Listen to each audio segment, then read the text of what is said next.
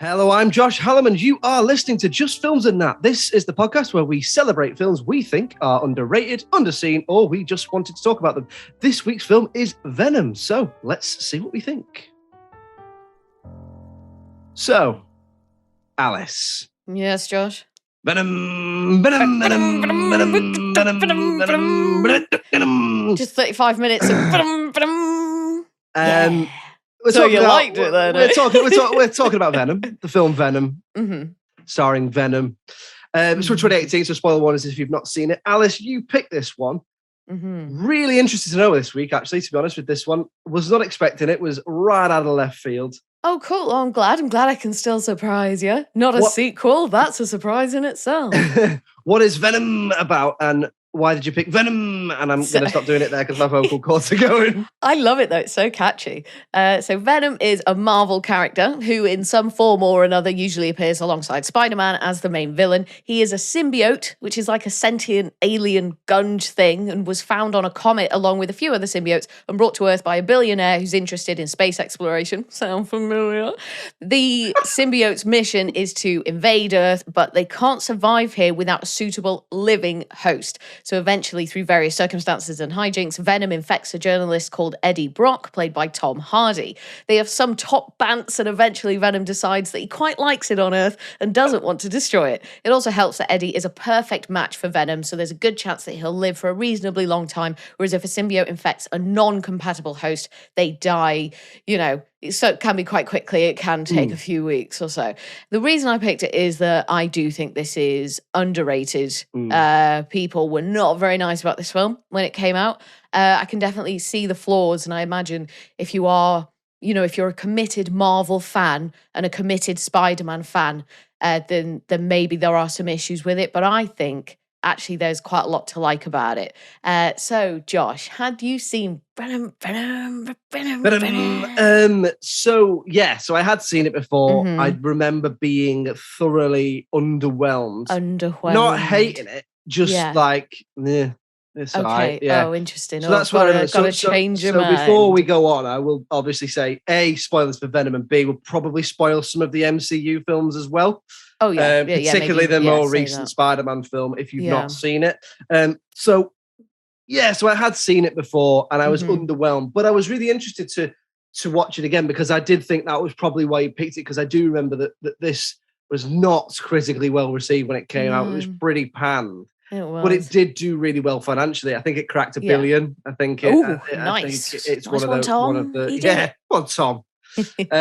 So I think it cracked $1 billion. If it not that, it definitely did very well. A few $100 million at the least. Yeah, just a small matter of a few $100 million. So I was interested to look at it with a more critical eye, especially because the way we frame things, we try, well, what did you like and what didn't you like? So and sometimes it's hard to find what you did like, and sometimes it's hard to find what you dislike. What's it going to be this time? I don't know. I'm so interested to hear what you have to say. So having watched it again, then we'll start with yourself. What did you think? Like, what did you like about it this time? So I do quite like the concept, the story, and the way in which the story is told. So it's a superhero movie, but it feels a bit different, right? It's a bit darker. It's a bit more grim. It's a bit more for the adults, maybe, because we're following what and are somewhat aligned with a famous villain, right? So one of the superhero tropes, obviously, for some characters is that an event happens, they're bitten by a spider, they're in an explosion, or something traumatic happens to a billionaire, and then a few positives come from that. They get massive muscles, or they become suave and cool. If you think about maybe like Iron Man or Thor, when they are looking their best, they look like freaking supermodels. But Eddie Brock is just a gross, hot mess. And the thing that's giving him his powers also has a lot of autonomy and a lot of decision-making capabilities over him. And it does remind you a little bit of schizophrenia, and that maybe they're sort of going for that effect. So it's not really a huge cause for celebration like it is usually when these people get their powers. Yeah, he's an anti-hero, isn't he? He's not a shining light of a superhero. He's an anti-hero, isn't he? Yes, exactly. There's quite a good use of this sort of montage effect near the beginning where we get various clips of the Eddie Brock report, because he's a journalist, an investigative journalist, and this helps to build his character, and it gives you an idea of what he's about quite quickly. So I do quite like that technique when it's done well. I do think for the most part, the performances and the casting is really good. Obviously, Tom Hardy is carrying this film. I've said before, I really like Tom Hardy as a performer. And usually if he's in something, I will watch it. I think he's an incredibly skilled actor and he's doing an awful lot in this film. Similar to when we did Legend, he's acting to himself or on his own. There are many scenes where it's just Eddie and Venom. So it's Tom Hardy and a voice, is it a guy saying the words on set? I think what he did was did his dialogue as Venom and then had it played back to him either in an earpiece or just on the set. So he is talking to himself, but it's like it must be like a tennis ball, right? It's like a CGI blob of Venom coming out of his back, isn't it, and talking to him. So it is. Yeah, well, and even when Venom isn't there, like he's just in his head, isn't it? It's just in his head. So he's there acting on his own. He's not acting alongside anybody. He's got no one to bounce off or react to. And I feel like that must be really challenging for an actor, but he nails it. Of course he does. He's Tom Hardy. As always, he's got some brilliant, intense facial expressions and he's just not polished at all. And I actually think that makes him a lot more engaging than perhaps your standard superhero. He's sweaty, projectile vomits at one point. His clothes always look disgusting. He looks like a shower is the last thing on his mind, but I'm just totally here for it. The lobster bit. I'm thinking of that as well. Like he just looks so fiercely intense. Like, because obviously whatever this symbiote is doing to him, because it makes him really hot and stuff, doesn't he? So that's one of the reasons why he's so sweaty all the time. And just this desperation to get in the lobster tank and stuff. I just thought he did a great job. What did you think of the performances, Josh? So of the performances, I think probably the best part of this film is Tom Hardy. So the other thing definitely. I remember back to like what did I think the first time I watched it was that it was a film that was elevated by Tom Hardy and probably by Michelle Williams as well. Yeah, she's pretty good actually. I mean, I think Michelle Williams is one of the more underrated actors around. Really, she doesn't really get loads of massive roles, but she's always good. Like she's always a good supporting actor when she's in it. Jenny Slate's really good in this as well. She plays the doctor who works at the lab with Riz Ahmed's character. Dora Skirt, is it? Or Scurf or something like that. Riz Ahmed is good with what he's given, but we'll come back to that. But the star is Tom Hardy. I mean, you can't say he doesn't give his all. Whatever he does, I mean, he is good in this. He starts off because, like all superhero films, there is a transition in it of non-powered normal person to superpowered person. But like you said earlier, in this, he doesn't have a big glow up. He goes more grotesque. But it starts off. Tom Hardy's quite reserved. He's quite quiet. His body language is quite insular. He's quite quiet. He's quite cool in some ways as well. And then when he gets the powers, he goes more and more grotesque and more manic. And then as it comes out the other side towards the end of the film, as the symbiote and him make peace, he goes back to being a bit cooler again. So I think there's a really good trajectory there, which gives him a lot to do. And he absolutely nails it. Like you say, he's in the lobster tank. He's doing all the faces. He's looking like he's sweaty. He's looking like he's gaunt. He's looking like he's washed out. It's difficult to make Tom Hardy look ugly, but he manages to do it to himself in this film. So I think he's really good in it as well. I think, as I said, Michelle Williams is very good in it as well. The performances are good. I think I do think they're good. There's not a weak performance in it. There might be weak characters, which I think we'll come on to. I think something I need to sort of make clear as well is when I was looking at this, I really had to separate how I felt about this as an idea as a fan of the source material, and as I'm looking at it as a film critic, if you like, as someone who was looking at it as a film. As a film, that's what I'm going to talk about now. But as a concept, I do have I am a bit cynical about it. It's a Spider-Man villain outside of a Spider-Man film that is sort of latching onto the success of the MCU, but it's not in the MCU. So I wonder if, because I don't know anything about the source material, like I haven't read any comic books or anything like that. I literally all I know is the film, so I just take them all at face value. I wonder if I enjoy it more because of that. I think you probably do. Yeah, I mean, it's difficult, isn't it? Because it's difficult because what am I cynical about? What am I? Am I cynical? And I'm sort of thinking out loud here because a studio, Sony, is making films on the back of a character's success to make money. Well, in that case, should I not be cynical at the whole MCU then? Because the whole everything is there to make money, right? Industry, Everything Josh. is there to make if we're money. gonna get down to it, so I don't know. Maybe I don't know. I think it's perhaps because Spider-Man's not in it, and the character is so intrinsically linked to Spider-Man. That's why he looks like Spider-Man. He looks like a big black Spider-Man, doesn't he?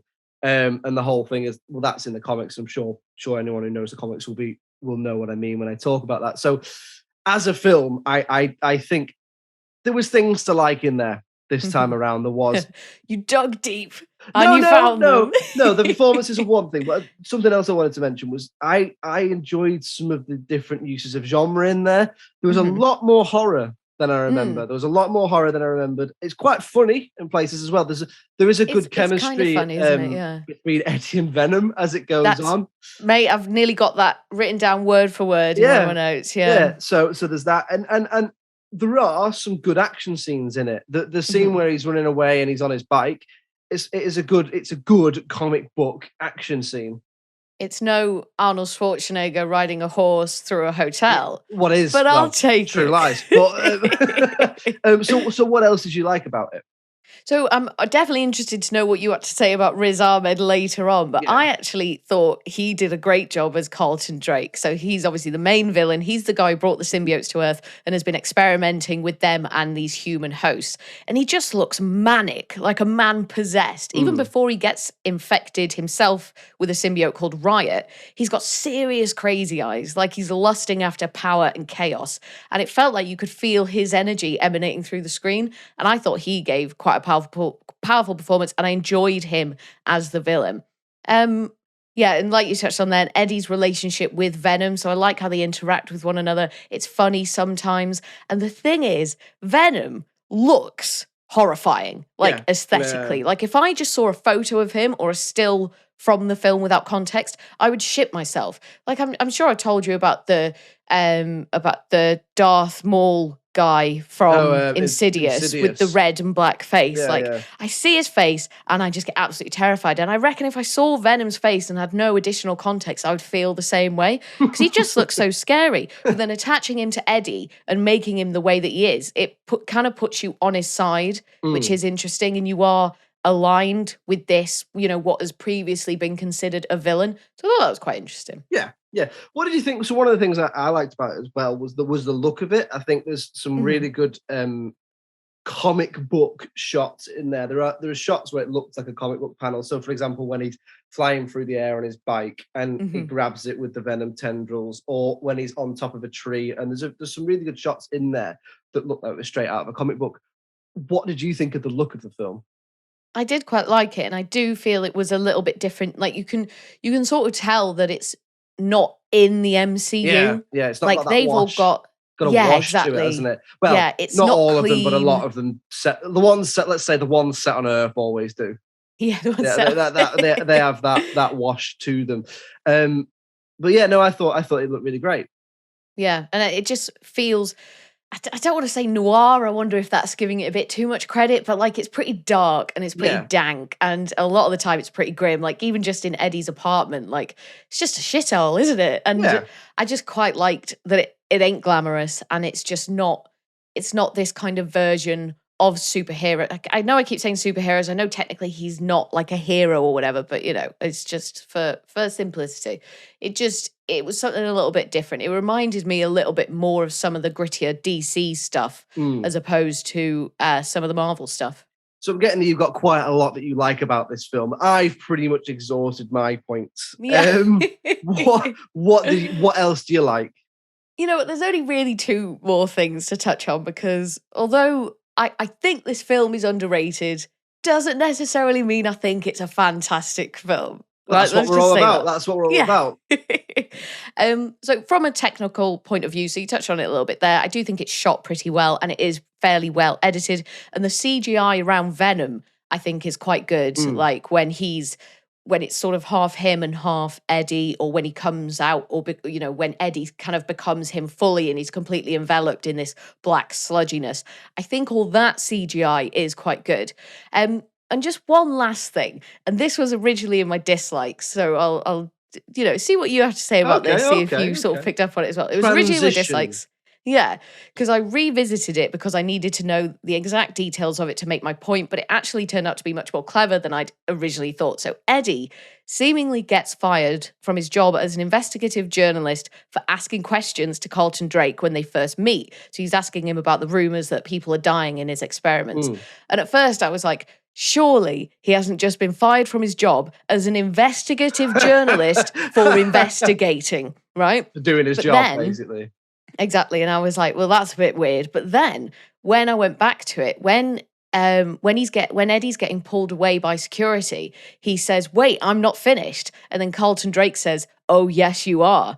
And then shoots some serious daggers his way. So then now I think that what he means when he says that he's finished is that he's finished professionally. Yeah. Because he's so rich and powerful that he just needs to pull a few strings and call in a few favors to get Eddie fired. Yeah, I think he's just got him fired. Yeah. So that's how I read it the second time. Oh, was that obvious? Yeah. Was to be honest, I didn't remember that from the first time I watched it. When I watched it this time, that's what I got was the reason. Yeah, he made it happen. He went fire him or be a even bigger bad guy or whatever his plan was. Yeah, because that's the kind of control that he has.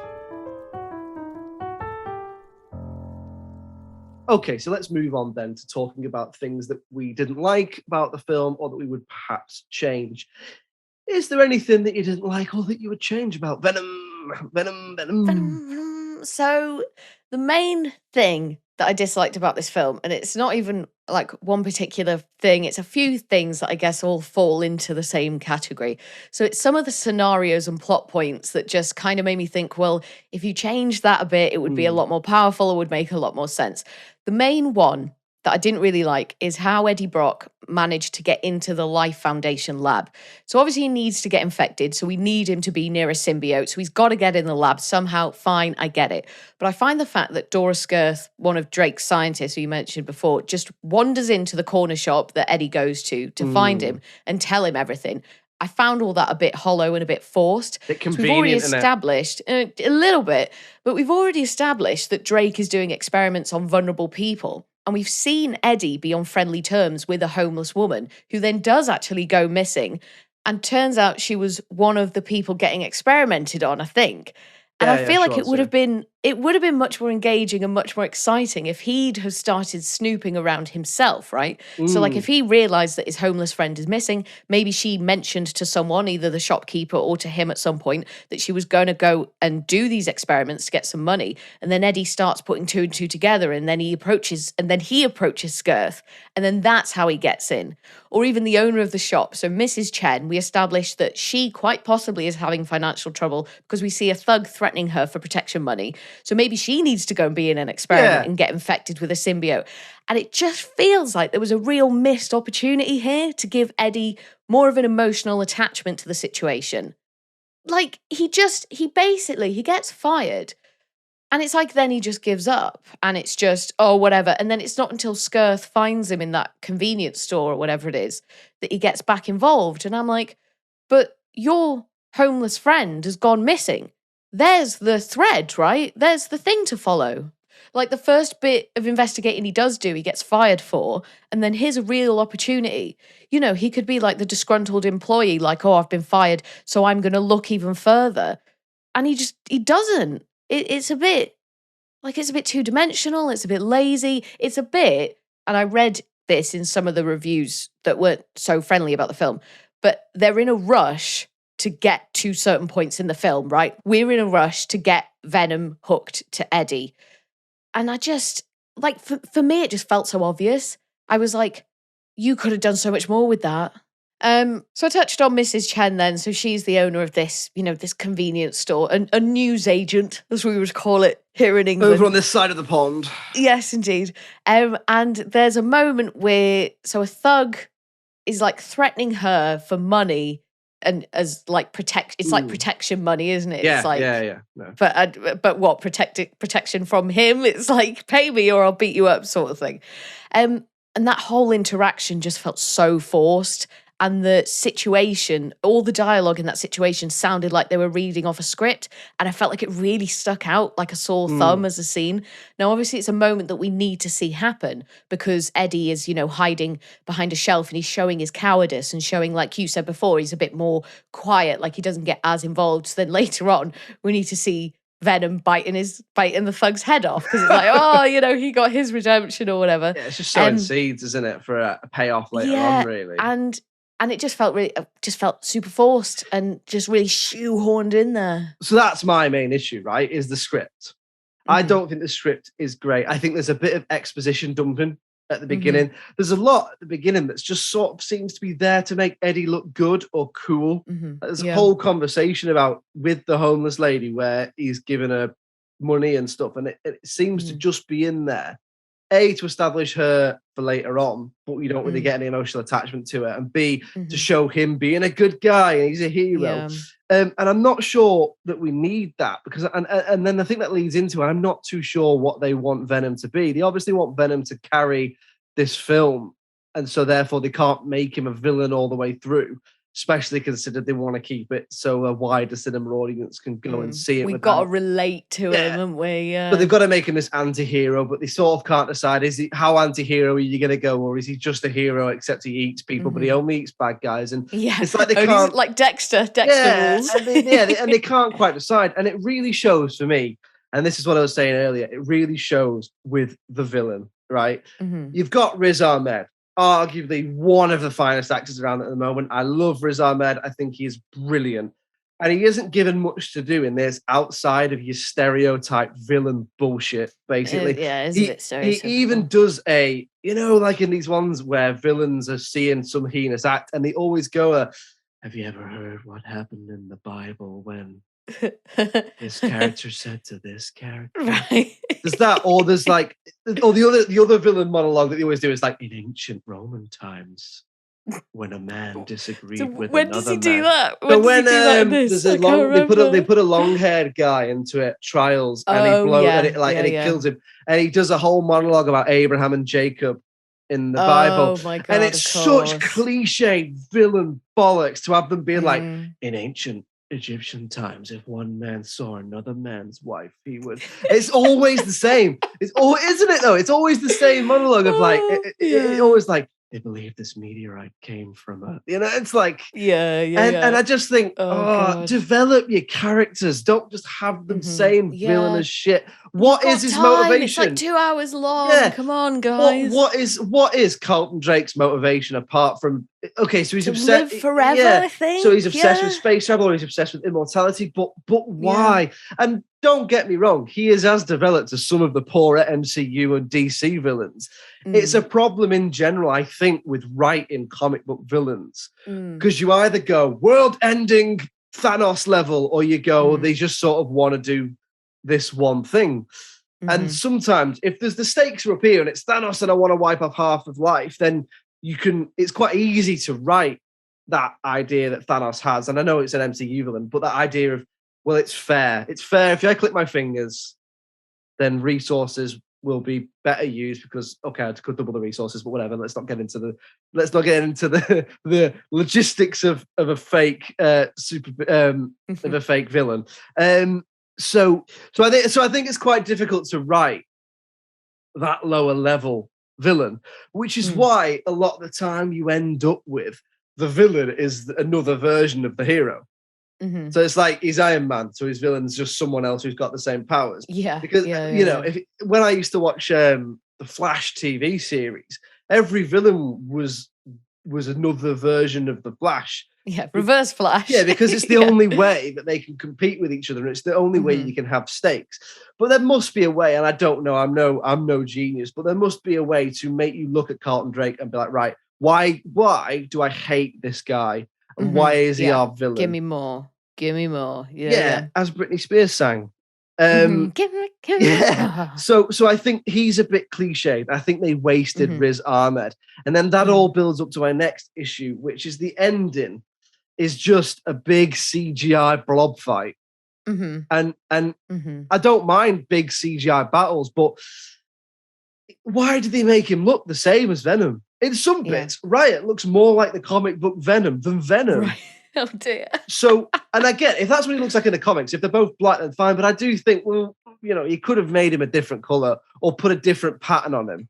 I get it. If you make him a different color, then you might upset people who are a fan of the comics. But I don't know that many people. I do like comics who are a big fan of the character Riot from the comic books. There are loads of other symbiotes, and the only color you can't go for is red because Carnage is red, and he comes into the sequel. But we know he's you could have made him a different color, and I think it would have made that CGI fight even just marginally better, because I remember watching it going, what the fuck is going on? Yeah, who's who? It's like, who am I rooting for? It's the same with Transformers. It's like you don't know what a building is and what a character is and what a car is, and it's just, I just think, put a little bit of thought into it so that there's, if you're gonna give us visual spectacle, that's fine, but I didn't even know what I was looking at.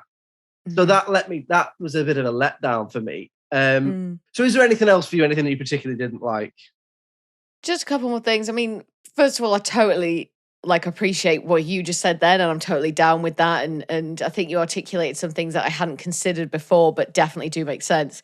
There's a moment when a little girl who is infected with Riot manages to get into the highly secured science lab.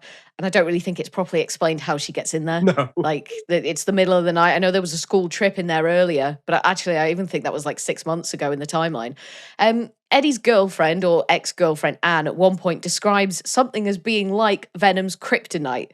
So are we to assume that the Superman comics exist in this universe, or is this an oversight? And based on what you've said about the writers and the things they've got wrong, is this an oversight from the writers? Because saying that someone's weakness is like their kryptonite has just become such a common turn of phrase. Yeah. And I don't know if I've got faith in the idea that the DC comics exist in this world. I would love to say there is absolutely no way that gets through writers and script editors and all the people that, all the people that something like this goes through to become £100 million property that no one's gone, should we address that? Should someone either A, reading a Superman comic at some point, or B, you take it out and you've got to change it? But from what I know about the production of these films, and I don't mean specifically this film, the production of some films to do with comic book characters, I wouldn't be surprised if it hasn't been caught and picked up on, or it's just, or people they've just underestimated how much a fan would pick up on that. And you're not even particularly a massive comic book fan, are you? They underestimated the strength of this little underrated film podcast and how closely we'd be paying attention.